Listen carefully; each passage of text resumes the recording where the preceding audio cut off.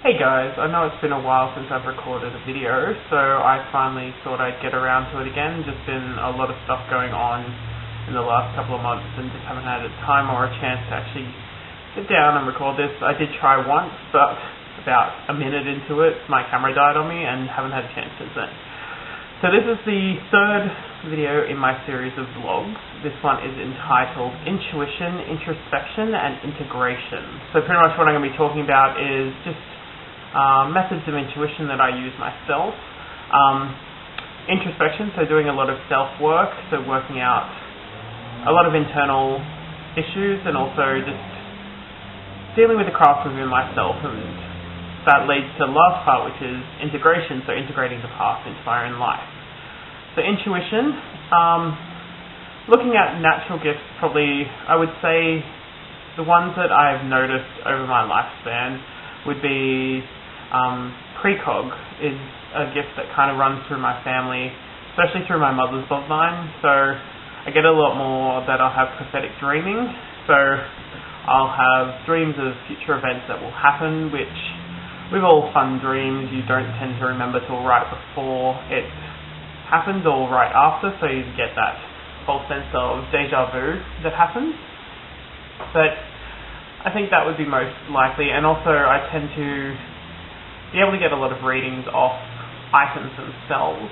But more with intuition, it would be more also like general everyday things, so just that gut feeling, knowing that you're making the right choice, just listening to that inner voice and following it more, being able to trust yourself and trust your instincts, and not just judging what other people say to you, but more just, going with it for yourself and doing it, which leads a lot more into introspection. So looking at what makes you who you are, dealing with your shadow self and your light self.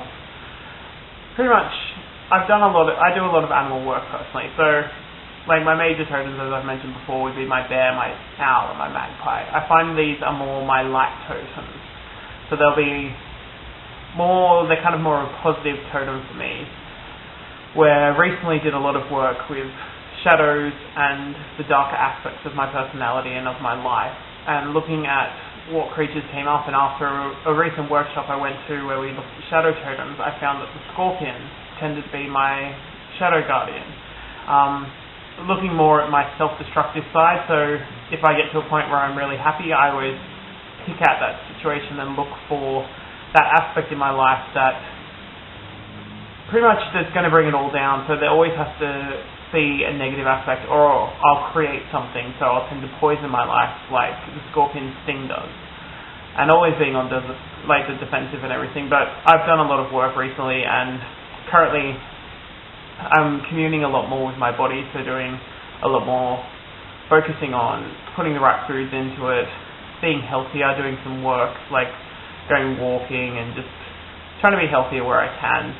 Also with my mind, pretty much analysing emotions, allowing emotions to flow forth. So like recently I lost a friend in a car accident, so it's just being able to acknowledge that she's passed away, but also acknowledging all the emotions that come up. So whether it be joy of memories that we shared together, or it be the sadness that she's gone, but letting them flow forth and not bottle it up anymore, which I found I've done over a long space of my life. Whether it just be a social conditioning thing that males are not meant to commune with their emotions, or in general people aren't meant to acknowledge emotions. But working through all of that, and which really helps me get more in touch with my intuition. So those gut instincts, pretty much acknowledging them and working with them. If you looked at primal hunters, they went a lot on their intuition, and they knew their bodies, they knew themselves, they knew all the aspects of their life. So they were very in touch with the earth and their body, their instincts and their intuition.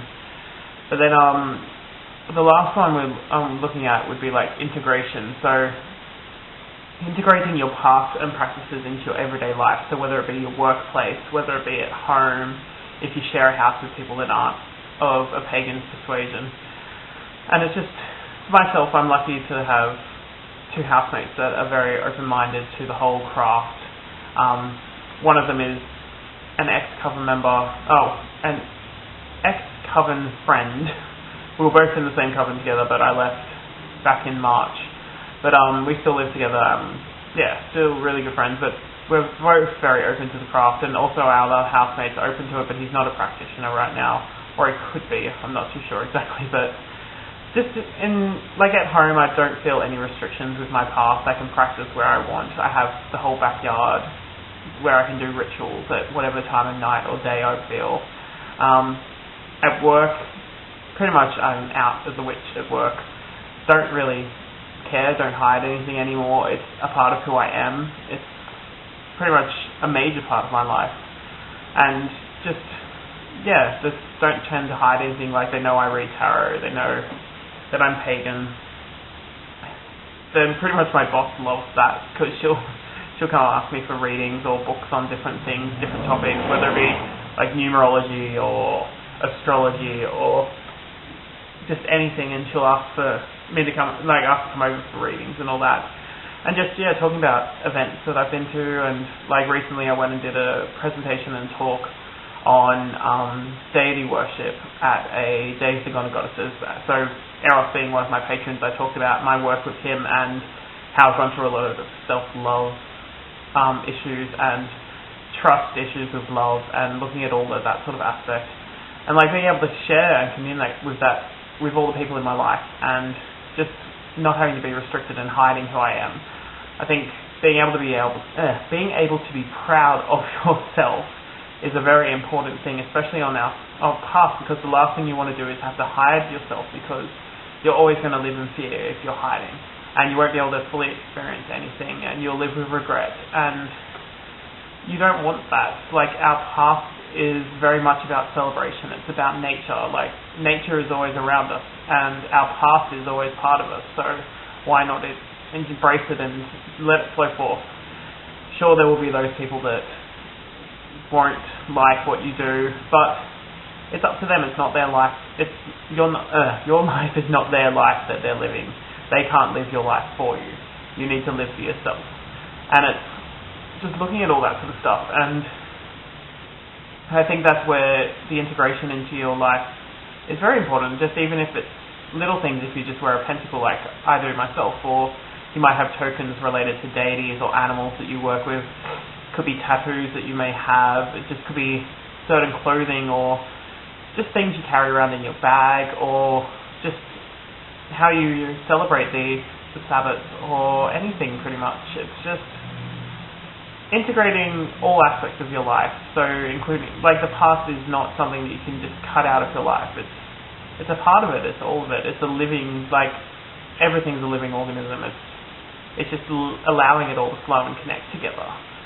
So yeah, pretty much this is it for this video. There will be another one in hopefully about a week, and it feels good to be back on here doing this again, and hopefully edit this and post it very shortly, and hope to see everyone else again soon. I've been watching everyone's videos and been catching up, and yeah, I think it's a bit less chaotic and a bit less hectic right now, and I've sorted out a lot of things, and yeah, and I'm hoping you're enjoying this whole new space that I'm doing it in. I've decided in the kitchen would be nicer and brighter right now, because pretty much I live in the front room of the house, and you hear all the cars that go past it. It's like 5 o'clock here right now, and it's just, noise everywhere. But yeah, I'll film some more, and the next video, not sure what topics I'm going to be doing yet, but it should be an interesting one. I think I'll most likely be talking about sexuality and the Sabbaths and a few other things, but yeah, speak to you soon.